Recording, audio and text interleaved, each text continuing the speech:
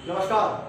Transfer of property के अपने इस स्पेशल लेक्चर में मैं आपका स्वागत करता हूं। बनारस हिंदू यूनिवर्सिटी मेरे अपने मदर इंस्टीट्यूशन से कुछ जो जूनियर्स हैं उन्होंने रिक्वेस्ट की कि सेक्शन 63, 63A, 65, 65A और मॉर्गेज में कुछ और सेक्शंस की एनालिसिस की जाए।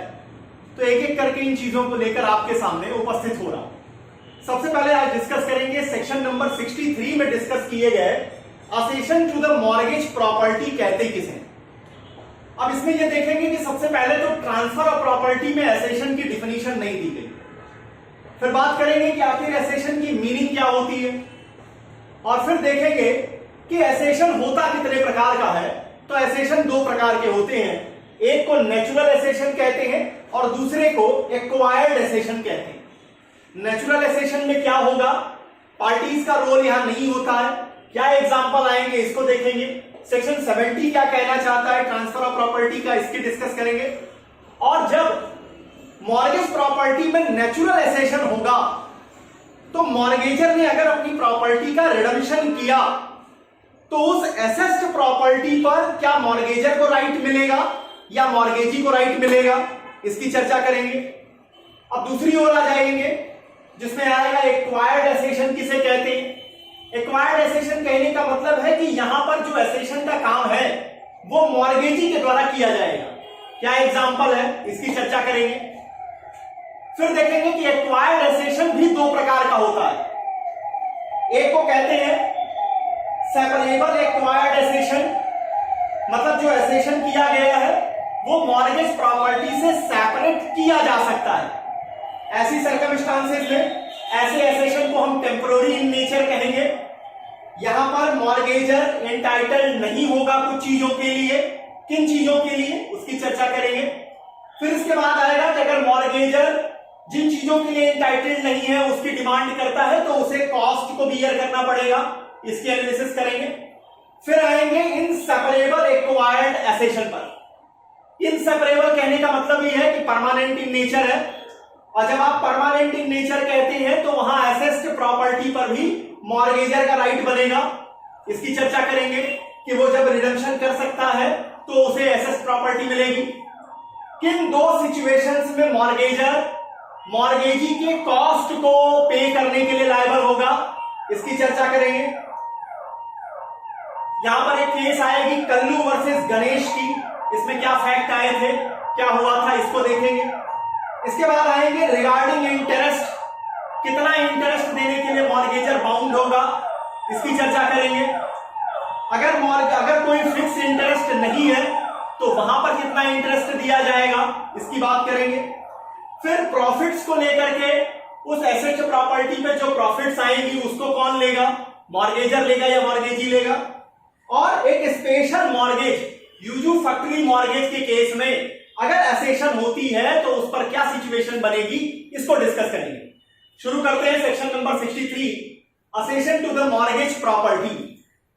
अब देखिए, जब आप असेशन की बात करते हैं तो ट्रांसफर ऑफ प्रॉपर्टी असेशन को डिफाइन नहीं करता। अब असेशन की अगर आप लिटरल मीनिंग उठाइए तो असेशन की लिटरल मीनिंग कहती है any kind of addition, any kind of addition in the mortgage property during the continuance of the mortgage,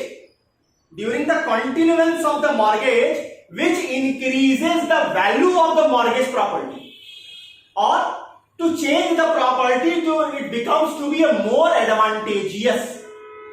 समझिए, अब मॉर्गेज प्रॉपर्टी है, मॉर्गेज प्रॉपर्टी में अगर कोई वृद्धि हो जाती है, कोई एडिशन हो जाता है, ध्यान दीजिएगा, इंप्रूवमेंट की बात नहीं कर रहा हूं।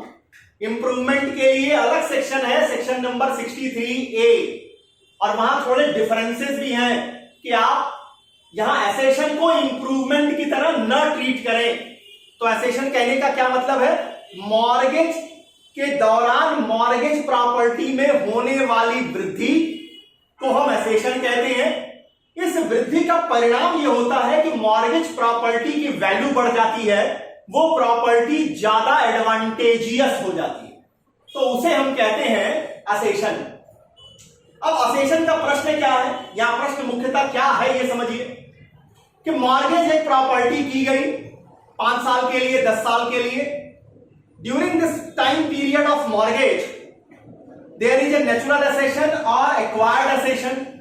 It means the quantum of the property has been increased, the value of the property is increased.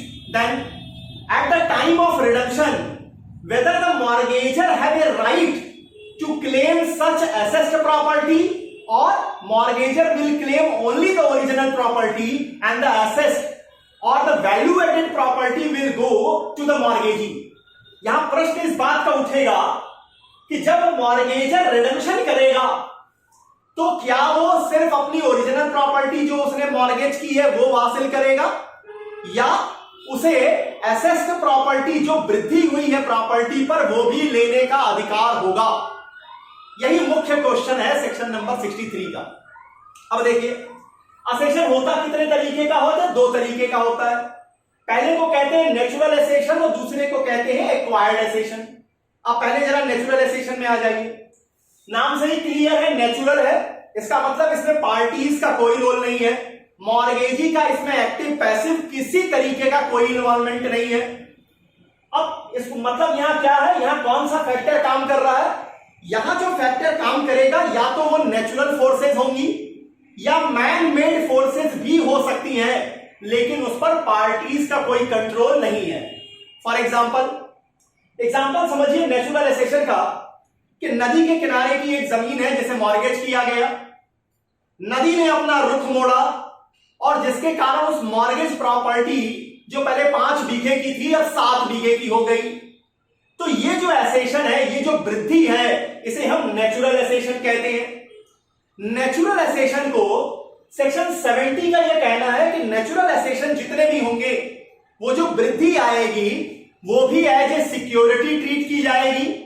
और सेक्शन 63 का कहना है कि जब मॉर्गेजर अपनी प्रॉपर्टी को रिडीम करेगा, वापस लेगा, तो इस एसेशन जो नेचुरल एसेशन के जरिए वृद्धि आई है ये भी किसका राइट बनेगा? इसको भी लेने का अधिकार मॉर्गेजर को होगा।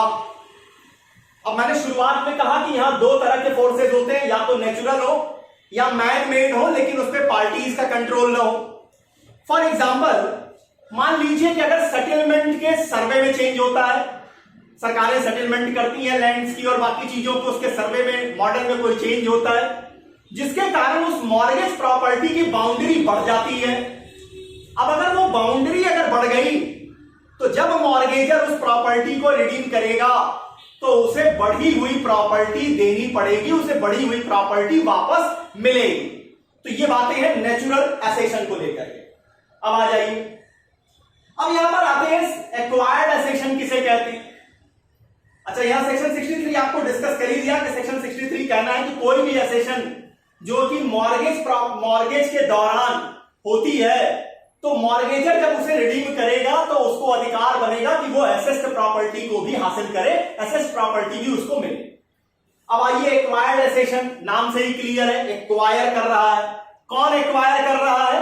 देखिए, यहां एक्वायरमेंट जो किया जाएगा वो मॉर्गेजी के द्वारा किया जाएगा। आप कहेंगे कि कुछ मॉर्गेज ऐसे हैं जहां पोजीशन नहीं दिया जाता है, तो एक बात समझिएगा, जहां पोजीशन नहीं दिया जाता है मॉर्गेजी को, वहां पर यह प्रश्न ही खड़ा नहीं होगा।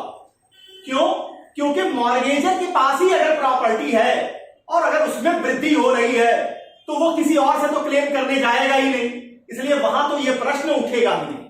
इसलिए एक्वायर्ड एसेशन में हमेशा याद रखिएगा कि यहां जो रोल होगा वो मॉर्गेजी का होगा। और मॉर्गेजी ऐसा क्या करेगा? मान लीजिए एक प्रॉपर्टी है जिस पर वो क्या करता है, कोई कंस्ट्रक्शन करा देता है, कोई एक मान लीजिए कि परमानेंट या टेम्पोररी स्ट्रक्चर खड़ा कर देता है, नया कुआं खुदवा देता है, नई बोरिंग करवा देता है। एग्रीकल्चरल लैंड की मॉर्गेज किया गया है, अब वो क्या करता है, एक बोरिंग करा देता है, जिससे क्या होता है, अब उसमें इरिगेशन के साधन बढ़ जाते हैं, वैल्यू बढ़ जाती है, प्रॉपर्टी की वैल्यू इंक्रीज कर जाएगी। तो अब उसे आप क्या कहेंगे? इसे भी हम कहते हैं कि ये असेशन हो गया, इसे हम एक्वायर्ड असेशन कहेंगे। कौन करेगा? मॉर्गेजी करेगा। एग्जांपल्स भी आपको दे दी। अब समझिए कि एक्वायर्ड असेशन कितने तरीके के होते हैं। एक्वायर्ड असेशन 2 तरह के होते हैं। पहला, सेपरेबल एक्वायर्ड असेशन, नाम से ही क्लियर है, एक्वायर्ड तो है, मॉर्गेजी ने कुछ किया तो है, जिसके जरिए उस मॉर्गेज प्रॉपर्टी की वैल्यू बढ़ी है, उस मॉर्गेज प्रॉपर्टी में वृद्धि हुई है, लेकिन ये जो वृद्धि है ये टेम्पोररी इन नेचर है, मतलब इसको ओरिजिनल प्रॉपर्टी से सेपरेट किया जा सकता है। फॉर एग्जाम्पल, अब इसके लिए क्या एग्जाम्पल अगर आप देंगे कि जहां पर सेपरेट किया जा सकता है। अब यहां पर सेपरेट को समझिए कि मान लीजिए कि एक टेम्पोररी तरीके से मॉर्गेजी ने एक टीन शेड बनवा दिया है प्रॉपर्टी के ऊपर, या तार की फेंसिंग करवा दी है टेम्पोररी तरीके से प्रॉपर्टी को सुरक्षित रखने के लिए। तो ऐसे सिचुएशन में इस तरह के एसेशन को हम सेपरेबल एक्वायर्ड एसेशन कहेंगे। और जो सेपरेबल एक्वायर्ड एसेशन होंगे, जो वृद्धि सेपरेबल होगी, जिसे अलग किया जा सकता है, वहां मॉर्गेजर एंटाइटल्ड नहीं होगा असेस्ड प्रॉपर्टी को रिडम्पशन के समय लेने का। मतलब जो टेम्पोररी टीन शेड बनवाया था मॉर्गेजी ने, उसे मॉर्गेजी हटा सकेगा। अब मान लीजिए कि मॉर्गेजर कहता है कि नहीं साहब, हम चाहते हैं कि जो आपने एसेशन किया वो हमें मिले, जो आपने तार से हमारी बाउंड्री बनाई इसे रहने दीजिए। अब क्या होगा, अगर वो विश करते हैं, अगर वो चाहते हैं, तो उन्हें कॉस्ट को बियर करना पड़ेगा। किसको बियर करेंगे? वो मॉर्गेजी को कॉस्ट जो है वो प्रोवाइड करेंगे। उस टेम्पोररी टीन शेड में कितना पैसा लगा, उस फेंसिंग में कितना पैसा लगा, जो कॉस्ट आएगी वो उनको बियर करनी पड़ेगी। अब मान लीजिए कि यहां पर जो मॉर्गेजर है वो फेल कर जाते हैं, पैसा नहीं देते हैं, कॉस्ट नहीं दे रहे हैं, तब क्या माना जाएगा? तब ये माना जाएगा कि वो उस एसेशन, जो उस एसेस्ड प्रॉपर्टी है, जो वृद्धि है, इस पर वो अपना दावा छोड़ रहे हैं। अब उस दावे को वो क्लेम नहीं करना चाहते। तो यह रहा आपका सेपरेबल एक्वायर्ड असेशन। अब आइए दूसरी ओर, इनसेपरेबल एक्वायर्ड असेशन मतलब क्या है? मतलब जैसा मैंने शुरू में कहा कि अगर मॉर्गेजी ने मॉर्गेज प्रॉपर्टी के ऊपर एक कुआं खुदवा दिया है, एक बोरिंग करवा दी है। अब वहां पर अब जब बोरिंग हो गई, जब कुआं खुद गया, तो अब आप कुएं को तो अलग कर नहीं सकते हैं प्रॉपर्टी से। तो वहां जो वृद्धि आपने की है, ये वृद्धि किस तरह की मानी जाएगी? परमानेंट इन नेचर मानी जाएगी। और परमानेंट एसेशन के केस में सेक्शन 63 का सीधा सीधा कहना है कि the mortgagor is entitled whenever the mortgagor move for the redemption of his property, he also have a right to entertain the assessed property। मतलब उस जो प्रॉपर्टी में वृद्धि हुई है, इस पर अधिकार किसका बनेगा? मॉर्गेजर का बनेगा। मॉर्गेजर एंटाइटल्ड है उस असेस्ड प्रॉपर्टी जो वृद्धि हुई है उसको लेने का, अगर वो परमानेंट इन नेचर है, अगर वो non separable inseparable acquired accession है। अब आइए, अब प्रश्न उठता है कि क्या मॉर्गेजी के द्वारा जो कॉस्ट बियर किया गया है उसको वो देगा या नहीं देगा? तो समझिए, लॉ एक कॉन्सेप्ट को क्लियर करती है। यहां क्या है? मॉर्गेजर के लिए mortgagor becomes liable, mortgagor liable है कॉस्ट को बियर करने के लिए। दो सिचुएशंस में, दो सर्कमस्टांसेस में मॉर्गेजर को कॉस्ट देनी पड़ेगी। नंबर एक, जब मॉर्गेजी ने वो इंक्रीजमेंट, जब मॉर्गेजी ने वो एडिशन, जब मॉर्गेजी ने वो वृद्धि मॉर्गेजर से पूछ कर किया है, उसकी कंसेंट से किया है। अब आपने एग्रीकल्चरल लैंड को मॉर्गेज किया और पता चला कि उस पर इरिगेशन के साधन नहीं है। मॉर्गेजी कहता है कि ठीक है, मैं क्या करता हूं, इसमें बोरिंग करवा देता हूं, इसमें कुएं खदवा देता हूं। मॉर्गेजर कहता है ठीक है, करा लीजिए। तो जो कॉस्ट आएगी बोरिंग की, जो कॉस्ट आएगी कुएं को खुदवाने में, वो मॉर्गेजर को बियर करना पड़ेगा, मॉर्गेजी को देना पड़ेगा। नंबर सेकंड, जहां पर एसेशन जो है वो नेसेसरी होगा, where the accession is necessary to preserve the property from destruction, from forfeiture और सेल। जहां पर एसेशन में जो काम किया जा रहा है वो जरूरी हो गया, वो प्रिजर्वेशन के लिए जरूरी है उस प्रॉपर्टी के। किन किन चीजों से प्रिजर्वेशन करनी है? डिस्ट्रक्शन ना हो जाए, फोरफीचर ना हो जाए, या सेल ना हो जाए प्रॉपर्टी का। अगर इससे बचाने के लिए आप कोई काम कर रहे हैं तो वहां भले आपने मॉर्गेजर से बिना पूछे किया है, ऐसे सर्कमस्टांस में भी मॉर्गेजर बाउंड होगा कॉस्ट को बियर करने के लिए। तो दो सिचुएशंस हैं।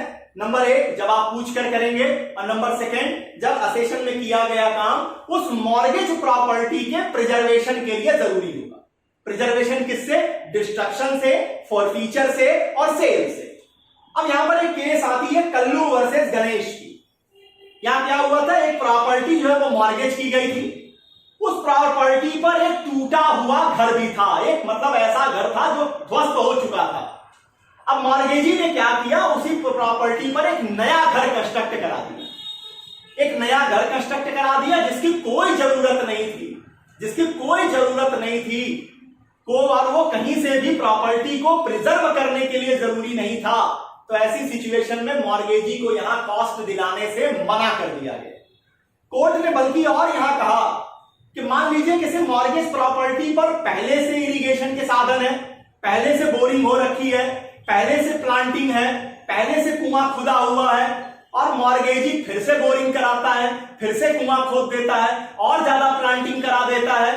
तो ऐसी सर्कमस्टांस में भी अब मॉर्गेजी को कॉस्ट नहीं मिल पाएगी, कॉस्ट देने के लिए मॉर्गेजर लायबल नहीं होगा।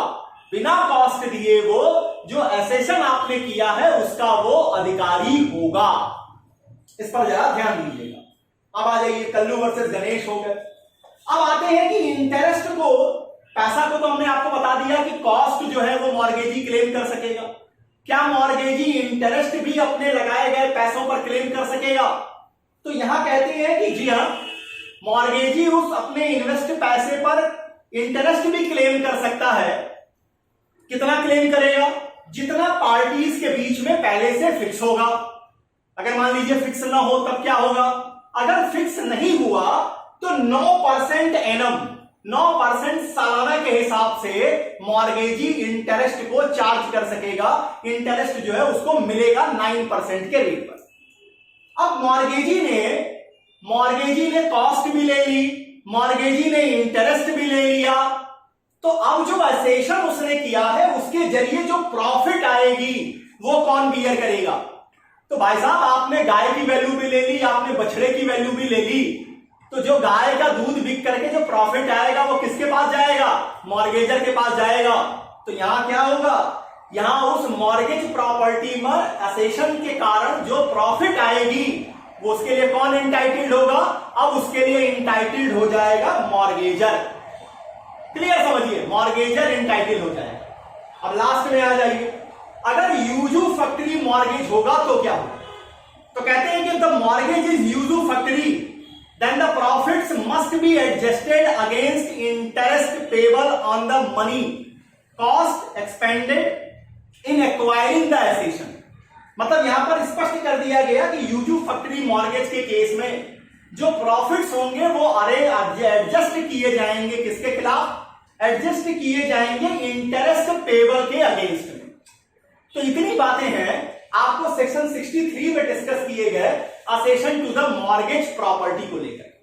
यहां पर एक सेंट्रल चीज को ध्यान में रखिएगा, वो सेंट्रल चीज ये कि नेचुरल अगर असेशन होगा तो मॉर्गेजर को राइट बनेगा, मॉर्गेजर उस असेस्ड प्रॉपर्टी पर, उस वृद्धि पर भी अधिकार रखेगा। दूसरी ओर अगर एक्वायर्ड होगा तो एक्वायर्ड में देखिएगा कि क्या वो सेपरेबल है या नॉन सेपरेबल। अगर सेपरेबल है तो मॉर्गेजर को कॉस्ट बियर करनी ही होगी। यहां कोई पोजीशन नहीं, कोई रिकमेंडेशन नहीं, कोई क्वालिफिकेशन की जरूरत नहीं है। यहां सेपरेबल है, टेम्पोररी नेचर का वृद्धि की गई है, उसे मॉर्गेजी हटा सकेगा। अगर मॉर्गेजर चाहता है तो उसे कॉस्ट बियर करनी पड़ेगी। इनसेपरेबल के केस में चूंकि वो परमानेंट नेचर का होता है इसलिए वहां पर मॉर्गेजर इंटाइटल्ड है। कब इंटाइटल्ड होगा? जब वो रिडम्पशन करेगा, उसके पहले नहीं। उसके पहले उसका अधिकार नहीं है। क्या अधिकार उसको बनेगा? कि जो असेस्ड हुई प्रॉपर्टी है, जो प्रॉपर्टी में वृद्धि हुई है, वो भी किसका अधिकार होगा? मॉर्गेजर का होगा, वो उसे हासिल करेगा। यहां कुछ शर्तें हैं, कब कब वो पैसा देने के लिए बाउंड होगा। दो सिचुएशंस को हाईलाइट कीजिएगा जब वो पैसा देने के लिए बाउंड होगा, कॉस्ट को बियर करने के लिए बाउंड होगा। नंबर एक, जब उससे पूछ करके सेशन किया गया है, और नंबर सेकंड, जहां पर उस प्रॉपर्टी, मॉर्गेज प्रॉपर्टी को प्रिजर्व करने के लिए वो काम जरूरी था, डिस्ट्रक्शन से, फॉरफीचर से या सेल से। इसके बाद बात उठेगी कि क्या इंटरेस्ट भी क्लेम करेंगे, वो बताइए। फिर इसके बाद बताइए कि जब कॉस्ट दे दिया, इंटरेस्ट दे दिया, तो मिलने वाली प्रॉफिट किसको जाएगी? मॉर्गेजर को जाएगी। और सबसे बाद में बताइए कि यूजुफैक्टरी मॉर्गेज में किस तरह से चीजों को आगे बढ़ाते हैं। उम्मीद है सेक्शन 63 का कॉन्सेप्ट आपको फुल प्रूफ क्लियर होगा। अगले लेक्चर में सेक्शन नंबर 63A को लेकर के आपके सामने आऊंगा, जहां पर होगा इंप्रूवमेंट इन मॉर्गेज प्रॉपर्टी। तब तक के लिए बहुत बहुत धन्यवाद। नमस्कार।